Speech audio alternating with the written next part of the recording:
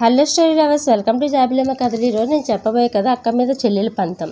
కీర్తికి 4 ఏళ్ళు ఉన్నప్పుడే తన తల్లిని పోగొట్టుకున్న దురదృష్టవంతురాలు. అయితే గోపాలరావు గారు 3వ సంతానం కీర్తి. పెద్దమ్మాయి కరుణ, చిన్నమ్మాయి కళ్యాణ్, 3 ఆడపిల్లలు చూసుకుంటూ ఆఫీస్ పని చక్కబెట్టుకోవాలంటే వీలు కావట్లేదు.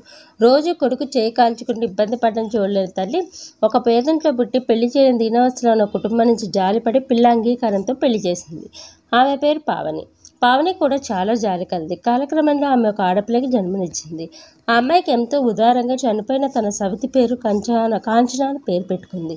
దాంతో అందరూ ఆశ్చర్యపోయారు. ఏమ్మా చనిపోయిన ఆమె పేరు పెట్టావు? అడిగిన దానికి, ఈ 3 ఆడపిల్లలు దానిలో వాళ్ళ అమ్మని చూసుకోవాలి, ఇంట్లో ఆమె చిరస్థాయిగా గుర్తుండిపోవాలి, ఆమె అందరినీ సమానంగా చూసేది. అయితే దురదృష్టవశాత్తు ఎవరి పోలిక వచ్చిందో కానీ కాంచనకి చిన్నప్పటి నుంచి వయసులో దగ్గరగా ఉన్న 3వ అక్క మీద పంతమే. ఏ గౌన్ కొన్నా, బొమ్మ కొన్నా అవి తనకి వద్దని 3వ అక్కకి కొనిచ్చినవే తీసుకునేది. అందరికీ మంచి చదువులు చెప్పించి పెద్దవాళ్ళిద్దరికీ వివాహాలు చేశాడు. 3వ అమ్మాయిని బీటెక్ చదివించాడు. దాంతో ఆర్థికపరమైన ఇబ్బందులు మొదలయ్యాయి. కాంచన మాత్రం ఎంత పట్టుబట్టినా బీటెక్ చదివించే స్తోమత తనకు లేదు. దానివల్ల కాంచనకు తను కోరుకున్న సైకిల్, కంప్యూటర్ కొనిచ్చాడు. అయితే ఆ కంప్యూటర్ ఎవరిని ముట్టుకొనిచ్చేది కాదు కాంచన. బీటెక్ అయిపోయిన కీర్తికి ఎన్నో సంబంధాలు చూశాడు. చివరికి ఒక సంబంధం ఖాయమై ముహూర్తాలు పెట్టుకున్నాడు. అయితే అప్పటికే కాంచన ఎవరినో పచ్చి తాగుబోతును ప్రేమించిందని, అయితే ఆ విషయం తెలిస్తే కీర్తి పెళ్లి ఆగిపోతుందని నోరు మూసుకొని సైలెంట్గా అమ్మాయి పెళ్లి జరిపించారు.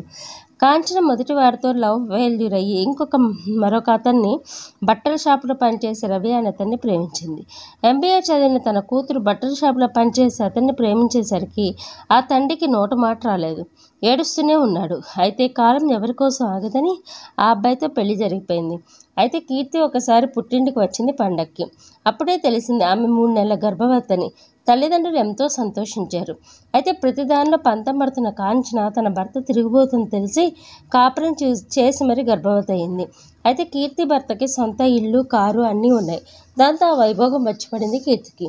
కానీ అది చూసి తట్టుకోలేని కాంచన మామూలుగా చేసే ఉద్యోగాలు జీవితంలో ఎప్పుడూ ఎదగలేమని భావించి బిజినెస్లో దిగి అంచెలంచెలుగా ఎదిగింది అని అనుకుంది. అయితే భర్త చెడ్డవాడవడంతో వచ్చిన లాభాలని అప్పులు తీర్చడానికి సరిపోయేది కాదు. ఇలా కాదని ఉన్న ఊరు నుంచి అప్పుల బాధలు తాళలేక చెప్పా పెట్టకుండా హైదరాబాద్ మకాం మార్చారు. చేతిలో రూపాయి లేదు. హైదరాబాద్ కల్చర్కి అలవాటు పడిన రవి అర్ధరాత్రులు ఆంటీలతో వెళ్ళడం, డబ్బు సంపాదించడం మొదలుపెట్టాడు. నెమ్మదిగా భార్యను వదిలేశాడు. అప్పుడు తండ్రి కూడా చనిపోవడంతో కాంచన తల్లి కాంచన దగ్గరే ఉండసాగింది. నాన్న దాచిన డబ్బంతా విలాసవంతాలకు ఖర్చు పెట్టింది. ఇప్పుడు తినడానికి తిండి గింజ మిగలలేదు. అటు ప్రేమించిన భర్త వదిలేసి వెళ్ళిపోయాడు. ఈ పరిస్థితిలో కాంచన తీసుకున్న నిర్ణయం ఏంటి?